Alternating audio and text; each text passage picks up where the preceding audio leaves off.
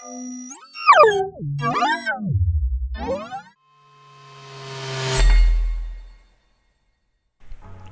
nama saya Hadan Fadilah. Di sini saya akan menjelaskan apa itu diagram kelas dan bagaimana contoh diagram kelas, terutama diagram kelas puskesmas. Menurut Sajinger, kelas diagram atau diagram kelas ialah alat untuk membantu menggambarkan serta memvisualisasikan struktur kelas yang terdapat dalam suatu sistem atau program. Fungsi dari kelas diagram itu sendiri yang pertama, menggambarkan model data untuk sebuah program. Yang kedua, memudahkan untuk mempelajari skema aplikasi. Yang ketiga, menyatakan secara visual apa yang dibutuhkan oleh sistem. Dan yang terakhir, sebagai bahan acuan dalam membuat program. Sifat-sifat dari diagram kelas itu sendiri yang pertama, privat. Tidak dapat dipanggil atau digunakan oleh kelas lain. Itu artinya hanya dapat digunakan oleh kelas sendiri. Yang kedua itu protected, hanya dapat dipanggil dan digunakan oleh kelas-kelas bersangkutan serta turunannya dari kelas itu sendiri. Yang ketiga itu public, dapat dipanggil dan digunakan oleh siapa saja yang memerlukannya. Dan yang terakhir itu package, hanya dapat dipanggil dan digunakan oleh sebuah kelas di paket yang sama. Selanjutnya yaitu komponen dari kelas diagram. Ada 3. Yang pertama, nama kelas. Setiap kelas memiliki nama yang membedakan dengan kelas yang lain. Yang kedua, atribut kelas. Bagian ini digunakan untuk menjelaskan kualitas kelas. Secara singkat, atribut dapat menjelaskan tentang nilai sifat tersebut. Yang ketiga, operasi kelas atau method. Menggambarkan bagaimana suatu kelas berinteraksi dengan data. Selanjutnya saya akan menjelaskan bagaimana contoh diagram kelas terutama dengan tema diagram kelas mengenai puskesmas dengan menggunakan Star UML. Baik, kita akan buka Star UML. Oke, sekarang kita ada di Star UML-nya. Pertama-tama kita klik model, pilih add diagram. Nah, di sini ada pilihan-pilihannya, ada banyak pilihan diagram. Ada kelas diagram, package diagram, object diagram. Nah, di sini kita klik kelas diagram untuk membuat kelas diagram. Setelah itu di sini terdapat banyak classes basic, ada class, interface, association, dan lain-lain. Pertama-tama kita klik kelas, kemudian klik lagi di sini, kemudian muncul. Nah, di sini kita akan membuat kelas diagram puskesmas.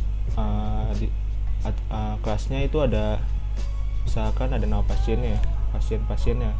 Kita ketik namanya jadi rekam medis. Rekam medis.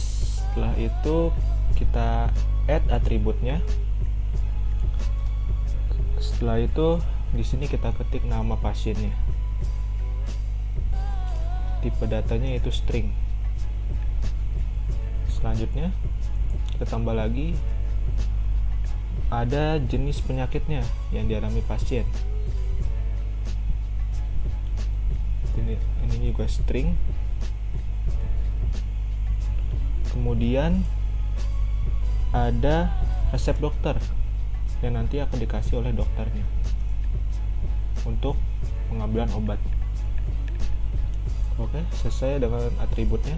Kita klik, kita tambahkan operasinya dengan mengklik ini, klik kiri 2 kali. Setelah itu kita di sini ada add operation. Kita tambahkan operasi, misalkan di sini ada input untuk menginput data. Kemudian ada edit untuk mengganti data jika ada yang salah, dan ada hapus untuk menghapus data tersebut. Oke, selesai. Oh ya, ini resep dokternya belum di string. Oke, setelah itu setelah ada pasien, yaitu ada dokter, kita buat kelas dokternya. Kita klik lagi seperti yang awal, membuat kelasnya, kita namain dokter. Kemudian di sini ada add atributnya. Data atributnya di sini misalkan ada nomor induknya atau ID atau NIP. Kita ketik aja NIP deh. NIP kita tambahkan. Oh iya, di sini kita ininya string.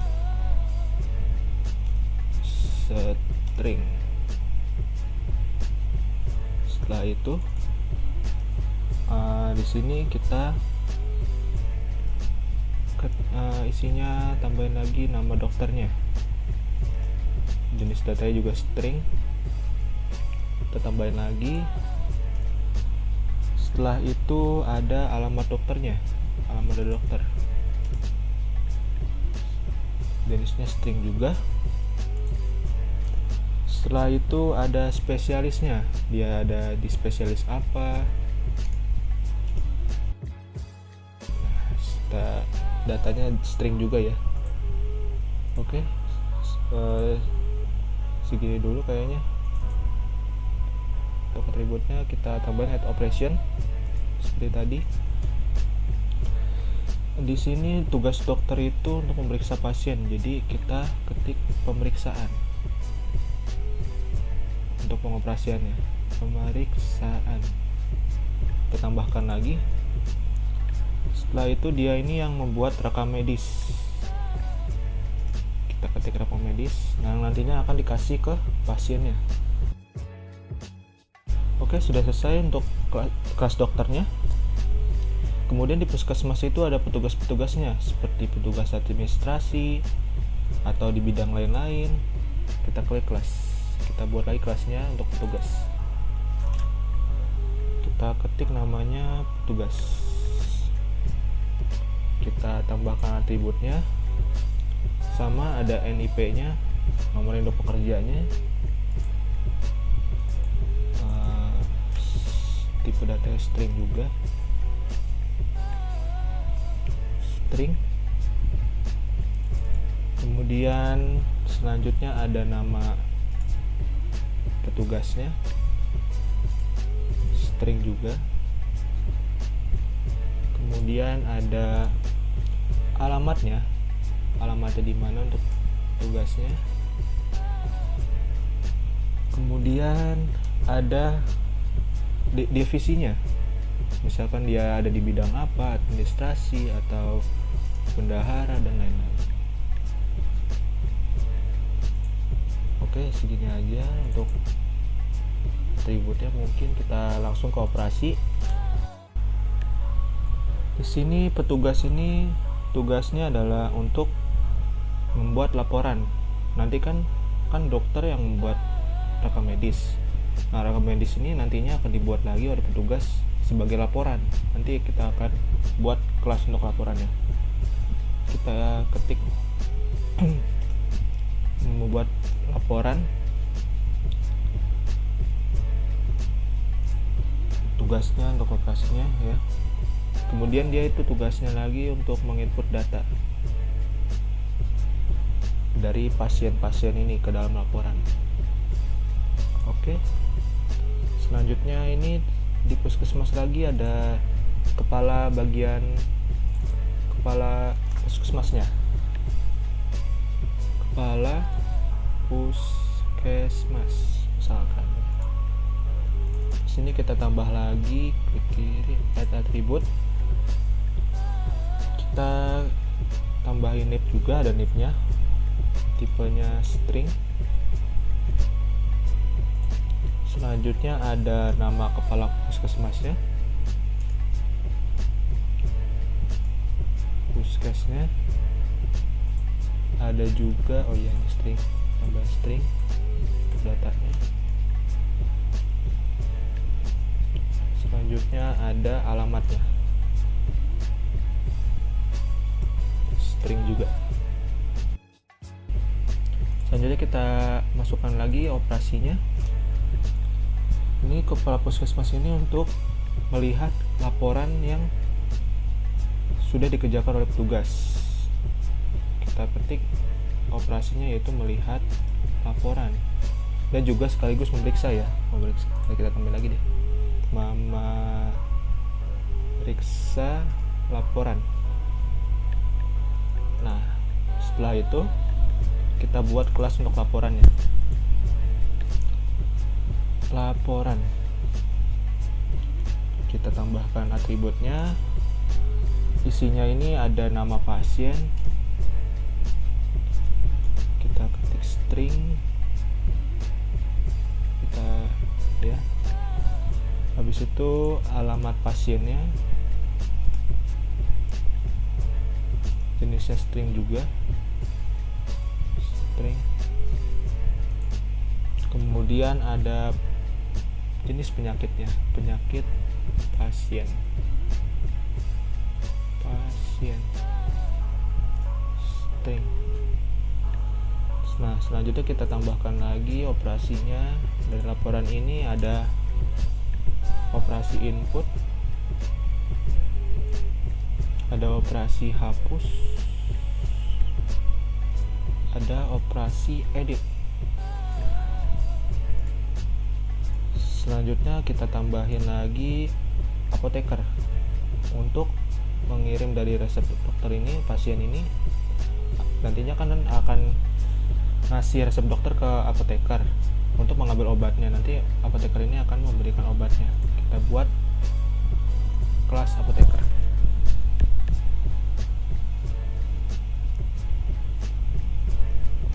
Kita add atributnya. Di sini ada nip juga, string tipenya, ada juga nama apoteker.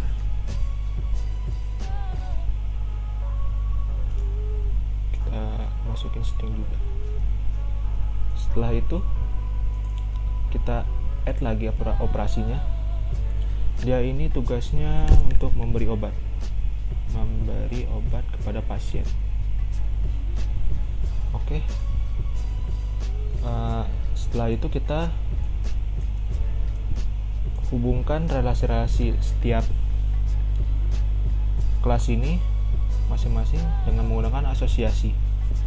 Pertama, kita hubungkan relasinya dari pasien ke dokter. Misalkan dari dokter ke pasien, dokter ke pasien. Ini hubungannya yaitu dokter ini memeriksa pasien.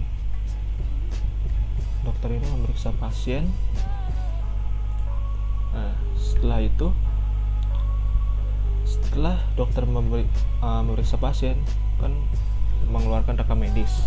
Nah, rekam medis ini nanti akan menghasilkan laporan. Ada hubungannya dengan laporan. Kita ketik menghasilkan. Kita drag tadi. Nah, setelah itu kita klik lagi asosiasinya, kan laporan ini kan dibuat oleh petugas. Kita hubungkan lagi, kita drag. Ini ya, dia yang mendata laporan ini. Setelah itu, setelah petugas mendata laporan, nantinya akan diperiksa oleh kepala puskesmas. Kemudian hubungan relasinya yaitu memeriksa kepada laporan. Setelah itu, kan tadi dokter memberikan resep dokter. Setelah itu mengasihkannya ke apoteker. Lalu apoteker ini akan memberi obatnya. Sehingga relasinya memberi obat. Oke.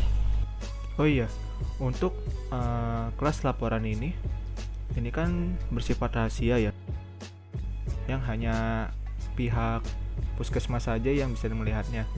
Untuk itu kita ganti kolom sifat ini, kan ada plus nih. Plus ini kan public tandanya, bisa dari siapa saja. Untuk dijadikan protected, caranya itu kita klik kiri 2 kali.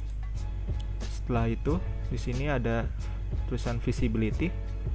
Kita klik. Nah, di sini ada macam-macam sifatnya. Kemudian kita klik protected. Nah, seperti itu jadinya.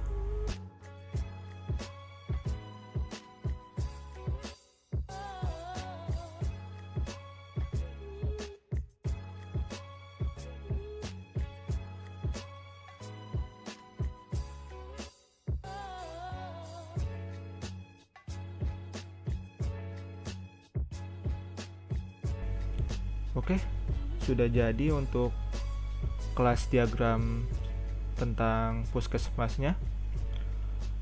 Kurang lebihnya mohon maaf. Wassalamualaikum warahmatullahi wabarakatuh.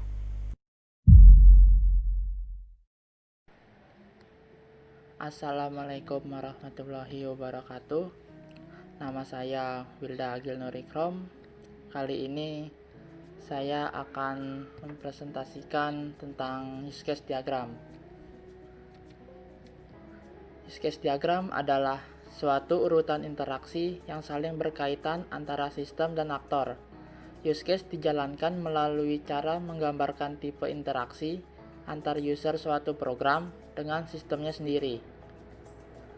Tujuan dari use case diagram adalah memetakan kebutuhan sistem, mempresentasikan interaksi pengguna terhadap sistem, dan untuk mengetahui kebutuhan di luar sistem. Fungsi dari use case diagram adalah dapat menggambarkan urutan aktivitas proses yang ada pada suatu sistem, dan juga dapat menggambarkan proses bisnis dan juga urutan aktivitas yang ada dalam sebuah proses. Simbol-simbol pada use case diagram adalah pertama, aktor yang mewakili peran orang untuk berkomunikasi dengan use case, abstraksi dan interaksi antara sistem dan aktor, asosiasi, abstrak dari penghubung antara aktor dan use case, generalisasi, menunjukkan spesialisasi aktor untuk dapat berpartisipasi dengan use case, include, menunjukkan bahwa suatu use case seluruhnya merupakan fungsional dari use case lainnya. Terus yang terakhir, extended, menunjukkan bahwa suatu use case merupakan tambahan fungsional dari use case lainnya jika suatu kondisi memenuhi. Saya akan langsung mempraktekkan cara membuat use case diagram menggunakan aplikasi StarUML. Dan ini adalah tampilan dari aplikasi StarUML yang ada di laptop saya. Pertama, kita buat use case subjeknya.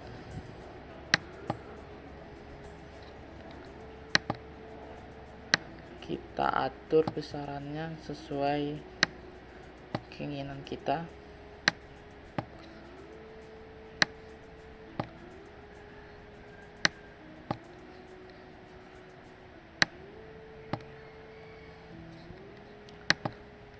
Kita beri nama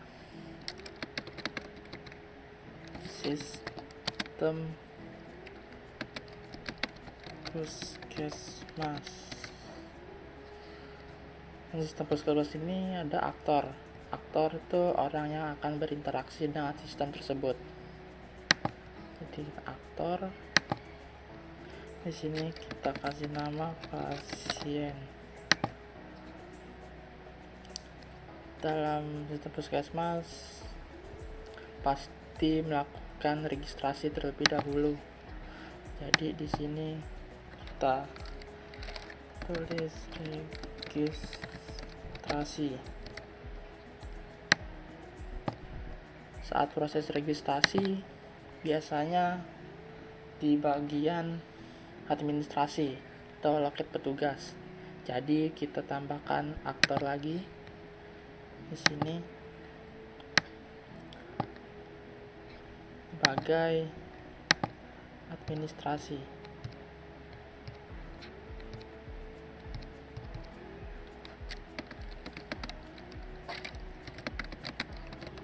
Tulis admin aja. Setelah melakukan registrasi, pasien akan melakukan pemeriksaan.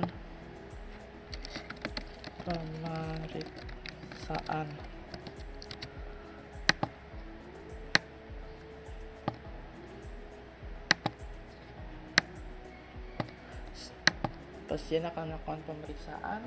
Setelah melakukan pemeriksaan, pasien akan diberikan resep obat. Jadi di sini kita buat lagi use case-nya, pemberian resep.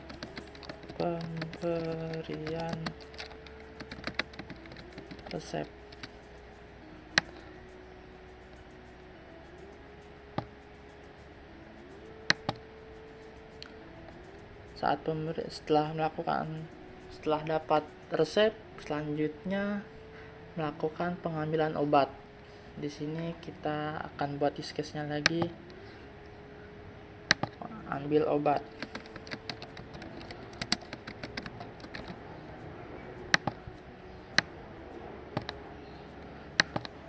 Di sini saya akan menggunakan include.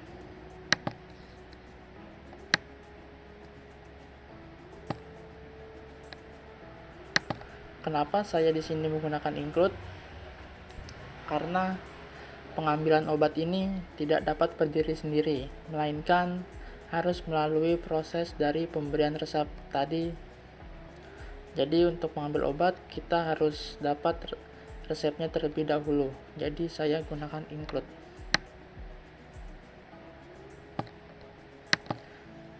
Setelah pengambilan obat, maka pasien melakukan pembayaran.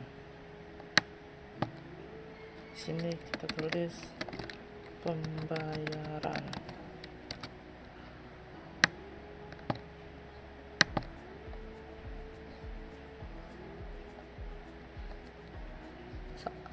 Saat pasien melakukan pemeriksaan dilakukan oleh petugas medis. Jadi kita tambahkan petugas medis sebagai aktor. Medis. Di sini kita hubungkan pasien dengan registrasi. Terus pasien melakukan pemeriksaan.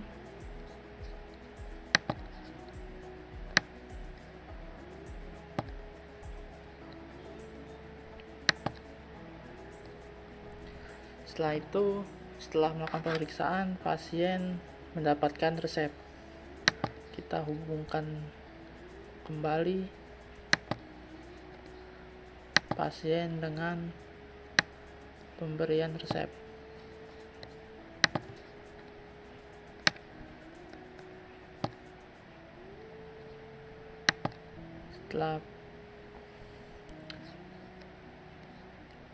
Terus juga kita hubungkan pasien dengan pembayaran.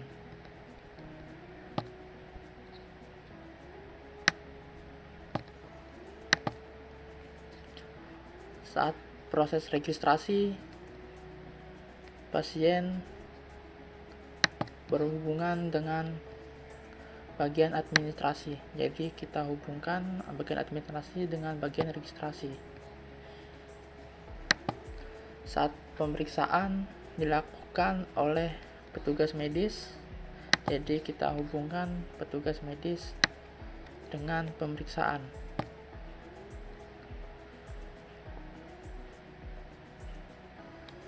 Dan saat pemberian resep pun dilakukan oleh petugas medis. Jadi kita hubungkan saja tugas medis dengan pemberian resep.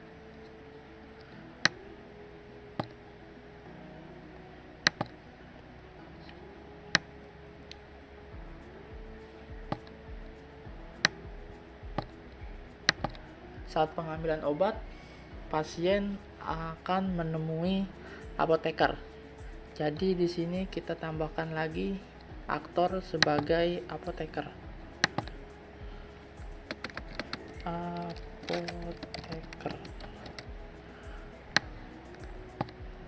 Saat pengambilan obat dilakukan oleh apoteker, jadi kita hubungkan apoteker dengan ambil obat.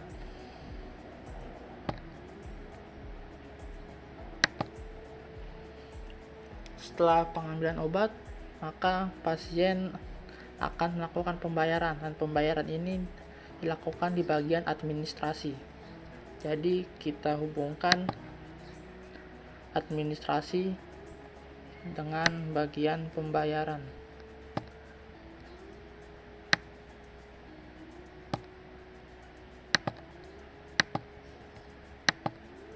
Nah, inilah gambaran sistem di Puskesmas. Yang saya ketahui dimulai dari pasien melakukan registrasi dengan bagian administrasi, pasien melakukan pemeriksaan dengan petugas medis, terus pasien diberikan resep oleh petugas medis, lalu mengambil obat di bagian apoteker. Di bagian pengambilan obat ini dinamakan include karena tidak dapat berdiri sendiri, melainkan harus melalui proses dari pemberian resep. Setelah pengambilan obat, pasien melakukan pembayaran yang dilakukan di bagian administrasi. Sekian proses pembuatan use case diagram pada sistem puskesmas kali ini. Kurang lebihnya mohon maaf. Wassalamualaikum warahmatullahi wabarakatuh.